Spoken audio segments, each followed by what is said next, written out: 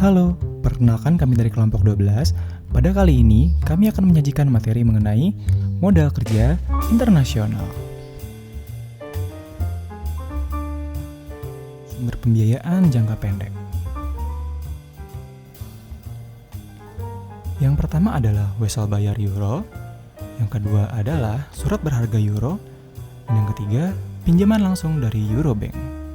Perbedaannya, wesel bayar memerlukan underwriting dan borrower driven, sedangkan surat berharga tidak memerlukan underwriting dan investor driven, sedangkan pinjaman langsung adalah untuk menjaga hubungan dengan Eurobank. Berikut adalah kriteria pembiayaan jangka pendek asing. Yang pertama adalah paritas suku bunga.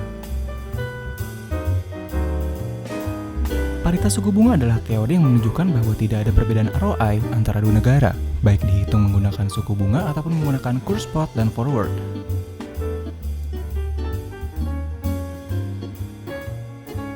Premi forward yang tidak dinyatakan per tahun ini dapat mengganti EF pada persamaan sebelumnya untuk menentukan tingkat pembiayaan efektif saat menggunakan pasar forward dalam kondisi paritas suku bunga.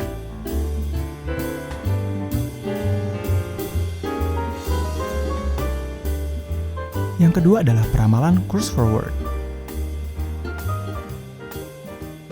Asumsikan jika kurs forward atas mata uang pinjaman digunakan sebagai prediksi kurs spot pada akhir periode pembiayaan.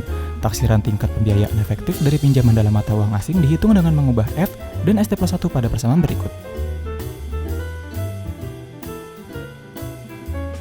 Jika terjadi paritas suku bunga, kurs forward dapat digunakan sebagai titik impas untuk menilai keputusan pembiayaan. Jika suatu perusahaan melakukan pembiayaan dalam uang asing tanpa melakukan hedging, maka tingkat pembiayaan efektif akan lebih kecil dibandingkan dengan tingkat domestik. Jika kurs spot mata uang masa depan lebih kecil dibandingkan dengan kurs forward. Selanjutnya kita akan menghitung biaya modal rata-rata tertimbang atau WACC. Berikut adalah rumus WACC beserta penjelasannya.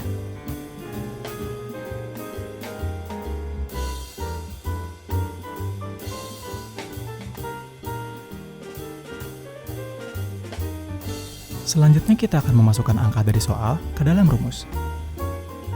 Teks berwarna kuning merupakan rumus asli dari WACC. Kemudian kita akan masukkan angkanya ke rumus putih.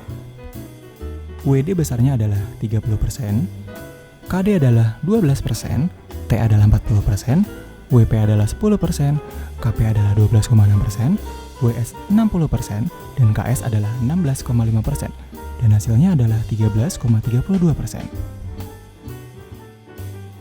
Berikut adalah karakteristik khusus negara yang dapat mempengaruhi keputusan pembiayaan MNC. 4 diantaranya adalah restriksi investasi, suku bunga, country risk, dan undang-undang pajak. Selanjutnya adalah perbedaan biaya modal MNC dan domestik. Yang pertama adalah exposure terhadap risiko nilai tukar, exposure terhadap country risk, diversifikasi internasional, akses ke pasar modal internasional, dan ukuran perusahaan. Tahap selanjutnya yaitu menentukan tingkat pembiayaan yang efektif.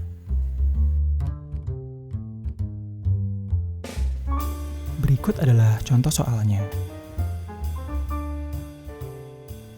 Dari data ini diketahui bahwa Dearborn Incorporated meminjam 1 juta New Zealand dollar dengan bunga 8% dan asumsi bahwa New Zealand dollar akan mengalami apresiasi dari 0,50 menjadi 0,60.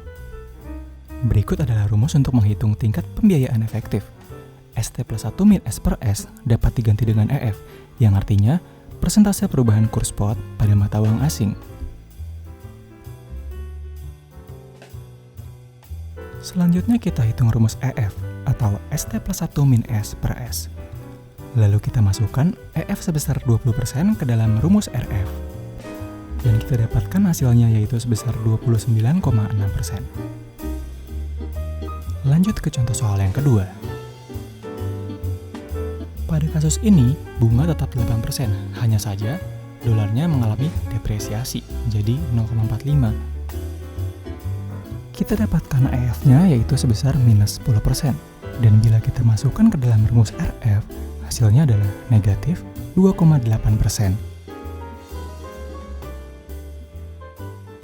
Kesimpulannya adalah Tingkat pembiayaan negatif mengindikasikan bahwa Dearborn sesungguhnya membayar dolar lebih sedikit untuk melunasi pinjamannya. Depresiasi akan menyebabkan tingkat pembiayaan efektif lebih rendah dibandingkan dengan suku bunga berlaku. Terima kasih telah menonton video ini.